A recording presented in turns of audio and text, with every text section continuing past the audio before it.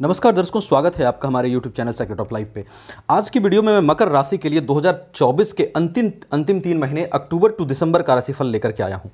इन 3 महीनों में क्या क्या बेहतर संभावनाएं आपके लिए बन रही हैं। खासकर बुध और शुक्र दो योग कारक ग्रह का प्लेसमेंट आपके लिए बहुत अच्छा रहने वाला है, तो उससे क्या क्या बेनिफिट्स आपको मिल सकती है, इस पर हम बात करेंगे। उसके साथ साथ 7.5 जो बिल्कुल खत्म होने की और अब आपकी बढ़ रही है, उस पर भी थोड़ी चर्चा करेंगे। क्यों आपको धैर्य नहीं खोना चाहिए, क्या आने वाले समय में आपके लिए और अच्छा हो सकता है, इन सब बातों पर डिटेल में चर्चा करेंगे और बहुत कम समय में कोशिश करेंगे एक एक चीज कन्विंस करने का। वीडियो अंत तक देखिएगा, बहुत ही इंपॉर्टेंट वीडियो रहेगी। देखिए, सबसे पहले स्टार्ट करता हूं स्वास्थ्य को लेकर के। शनि फर्स्ट हाउस को लेकर के, शनि आपके लगनेश होकर के वक्री होकर के सेकंड हाउस में बैठे हैं। शनि जब वक्री होते हैं तो इनकी चाल जो है वो स्लो हो जाती है और फर्स्ट हाउस के प्रभाव को भी कहीं ना कहीं देने लगते हैं।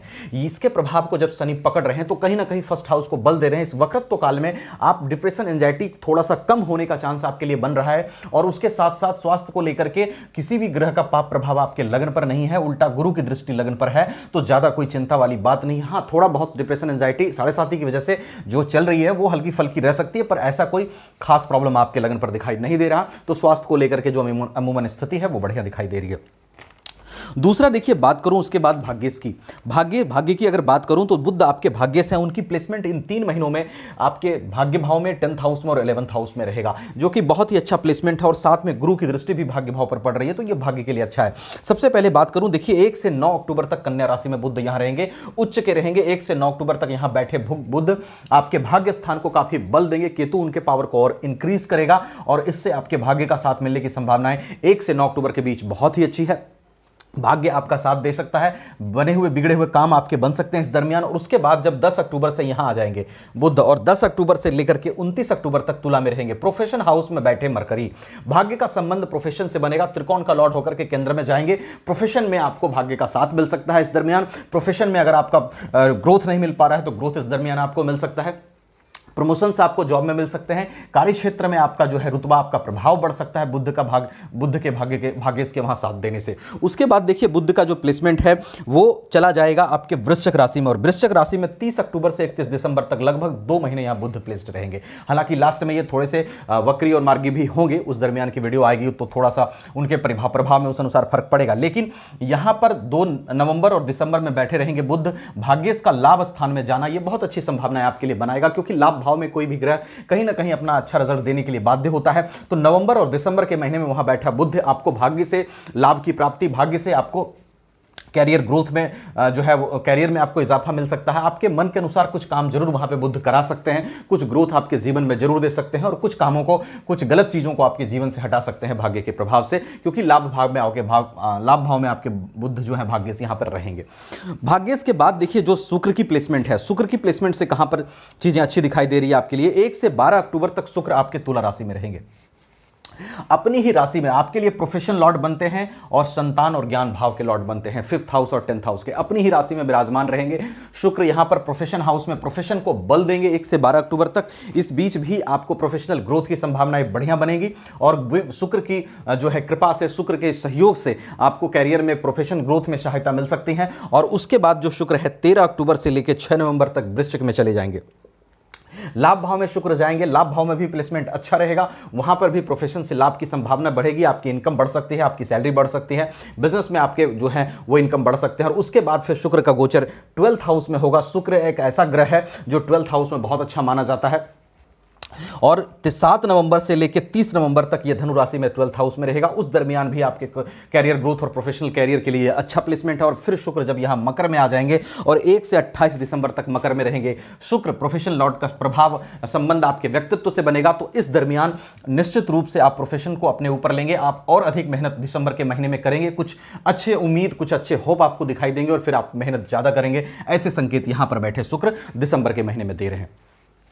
शुक्र और बुध की प्लेसमेंट से देखिए जो भी अच्छी संभावनाएं बन रही थी वो मैंने आपको बताई। उसके बाद मंगल की बात करूं, 1 से लेकर के 20 अक्टूबर तक मंगल मिथुन राशि में रहेंगे और फिर कर्क में चले जाएंगे। कर्क में मार्गी और वक्री भी होंगे। हालांकि देखिए यहां नीच के जरूर होंगे मंगल, लेकिन आपके लिए आईएएस हैं। आईएएस का 7th हाउस में बिजनेस स्टडी के हाउस से रिलेशन बनाना बढ़िया प्लेसमेंट है। नीच का होने के बावजूद भी मंगल आपके इनकम में कुछ वृद्धि कर सकते हैं। आपके लिए बिजनेस में थोड़ा ग्रोथ ला सकते हैं। पार्टनरशिप में बिजनेस है तो वहां भी ग्रोथ ला सकते हैं, क्योंकि आईएएस होकर के वहां बैठेंगे, सुखेश होकर के वहां बैठेंगे। हाँ, ध्यान आपको किस चीज का रखना है, देखिए 2 चीज का ध्यान रखिएगा। मंगल आपके 2 महीने नवंबर और दिसंबर यहां रहेंगे, तो थोड़ा सा मैरिज लाइफ में आप शांति से चलिएगा, फालतू के आर्गुमेंट से बचिएगा। और दूसरा, माता रानी की आराधना, माँ दुर्गा की आराधना, माँ लक्ष्मी की आराधना थोड़ा सा करते रहिएगा, देवी की आराधना करते रहिएगा वो इन 3 महीनों के दरमियान। और देखिए संतान भाव और ज्ञान भाव का भी लॉर्ड यहां पे शुक्र बनते हैं, जिसकी प्लेसमेंट इन 3 महीनों में अच्छी है। तो संतान से आपको कॉपरेशन की प्राप्ति, एजुकेशन में आपके लिए रिजल्ट अच्छा रह सकता है। और अगर आप प्रेम संबंधों में हैं तो वहां भी आ रहे खटास आपके लिए खत्म हो सकते हैं। अब देखिए, मैंने कहा था कि इन सब चीज़ों के साथ जो गोचर आधारित व्यवस्था है, इसके साथ साथ हम थोड़ी 7.5 पे भी चर्चा करेंगे 3 महीने के राशिफल के साथ। देखिए 7.5 अब आपको खत्म होने की ओर है। 7.5 एक ऐसा समय आपके लिए रहा है। शनि इस समय में आपको सबसे पहले संसार का रियल पिक्चर दिखाए हैं, कौन सही है कौन गलत है, किसके साथ चलना है किसके साथ नहीं चलना है, ये शनिदेव ने आपको इन 7.5 के पीरियड में दिखा दिया। सोचने का एक अलग नजरिया आपका डेवलप किया शनिदेव ने, एक अलग तरह की सोच आपके अंदर आई, कई चीज़ों को समझने और सोचने की शक्ति बढ़ी।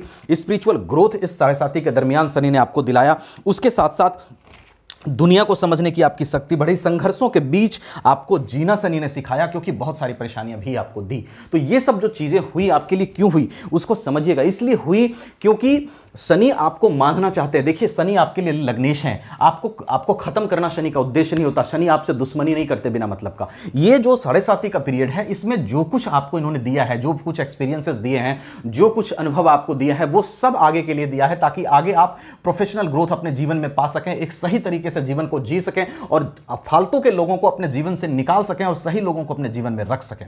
इन सब चीजों की समझदारी के लिए और इन सब चीजों को आपके जीवन में होने के लिए शनि ने यह चीज किया। और अब धीरे धीरे ये बढ़ रहे हैं आपको समाप्ति की ओर। और 3rd हाउस में जब ये जाएंगे, 3rd हाउस में शनि का प्लेसमेंट कहीं ना कहीं लाभ देता है, ग्रोथ देता है, और जो कि ये 7.5 के बाद जाएंगे। और अभी से ही चूंकि यहां ये बैठे हैं तो कुछ अच्छे परिणाम निश्चित ही आपको उतरती 7.5 में भी कर सकते हैं। तो आपको धैर्य नहीं खोना चाहिए। देखिए अगर आप मकर राशि के हैं तो निश्चित रूप से चीजों को थोड़ा सा सेक्रेट तरीके से करने की आदत आप में है और बहुत महत्वाकांक्षी हैं। बड़ी हर चीज आपको बड़ी चाहिए, बड़ा करना चाहते हैं, हौसला बड़ा होता है, बड़ा करके भी अपने जीवन में दिखाते हैं, बहुत ग्रोथ भी पाते हैं। लेकिन निश्चित रूप से 7.5 में बहुत सारी परेशानी आपको शनि ने दी है। लेकिन अपनी महत्वाकांक्षाओं जो है, आप जो महत्वाकांक्षाओं के अनुसार बड़े एम्बिशंस बना करके आप कार्य करते हैं, मेहनत करते हैं, ये जो आपकी शक्ति है ये शनि छीने नहीं है। वक्त के साथ आप में ये शक्ति फिर आएगी और मैच्योरिटी के साथ जो डिप्रेशन एंजाइटी है वो भी खत्म होगी। तो इस चीज को ध्यान में रखते हुए धैर्य मत खोइएगा, आने वाले समय के लिए होपफुल रख के आप मेहनत करते रहिएगा। और उसके साथ साथ देखिए ये गोचर आधारित व्यवस्था है जिसमें मैंने सारी चीजें आपको बताई।